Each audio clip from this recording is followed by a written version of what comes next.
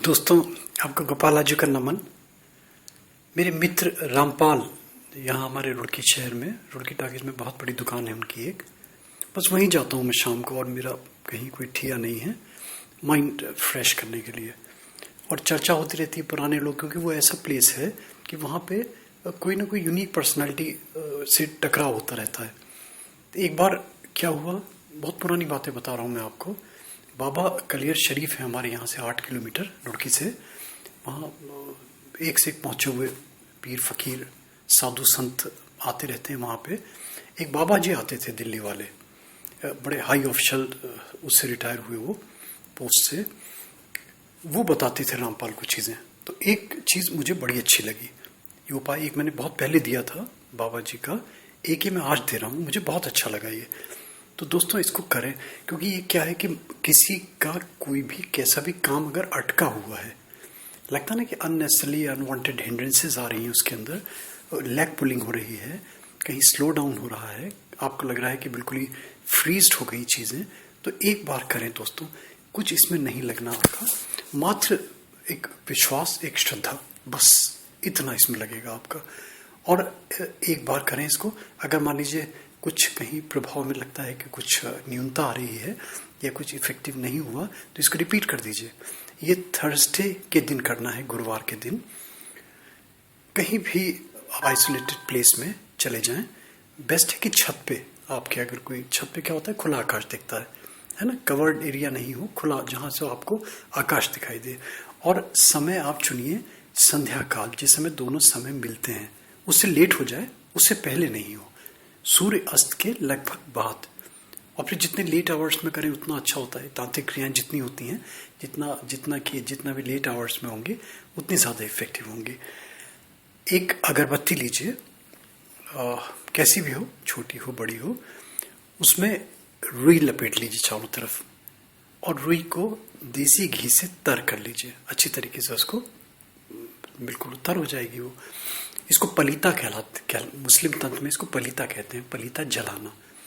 और छत पे अपने खड़े होके, जहाँ से छत पे या कोई आपका आंगन, जो भी ऐसा प्लेस जहाँ से आपको आकाश दिखाई दे, वो अगरबत्ती को लिट कीजिए, उसकी फ्लेम बनेगी।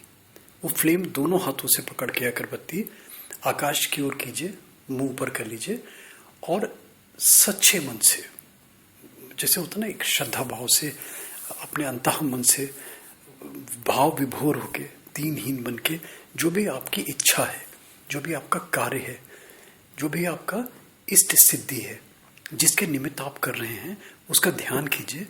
उसको 3 बार दोहराइए। वो पर्टिकुलर जो भी वर्क है आपका, जो भी काम है, जो भी उद्देश्य है आपका, एक लाइन बना लीजिए, 3 बार दोहराइए। और 3 बार दोहराने के बाद में 3 ही बार बोलिए, जय बाबा सच्चा फकीर, जय बाबा सच्चा फकीर।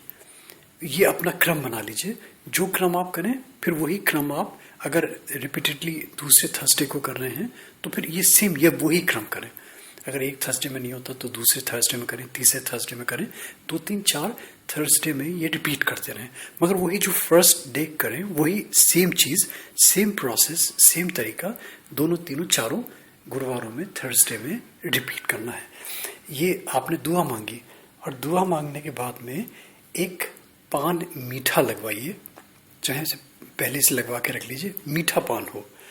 और इस पान को किसी बरगद का पेड़ हो या पीपल का पेड़ हो, उसकी जड़ में रख के उसको खोल दीजिए। एक तो बंधा होता है, जनरली पान बांध के देंगे तो बांध के देते हैं, उसको खोल दीजिए, है ना, जो उसमें जब परतें लगी होती हैं, उसको परत को खोल दीजिए। और खोलने के बाद में फिर वही चीज़ रिपीट कीजिए, है ना, जय बाबा सच्चा फकीर।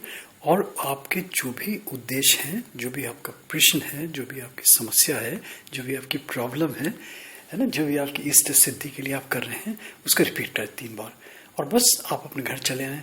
मात्र इतना, वो जो आपका पलीता जल रहा है, उसको जलता हुआ छोड़ दें, चाहे कहीं किसी के प्लेस पे रख दें या ज़मीन पे छोड़ दें, उसकी ऐश बन जाएगी। वो ऐश बन जाती है, तो अगर ऐश ज़्यादा अच्छा है तो ऐश को कहीं बाहर पेड़ में, क्यारी में कहीं उसको डिस्पोज कर दें। मात्र दोस्तों इतना छोटा सा प्रयोग, और उतना ही पावरफुल। होता ना जैसे ससिया के दोहरे देखने में छोटे लगें, घाव करें गंभीर, इनका इफेक्ट होगा तो एटॉमिक इफेक्ट होगा दोस्तों, बिल्कुल एटम बम की तरह काम करेंगे।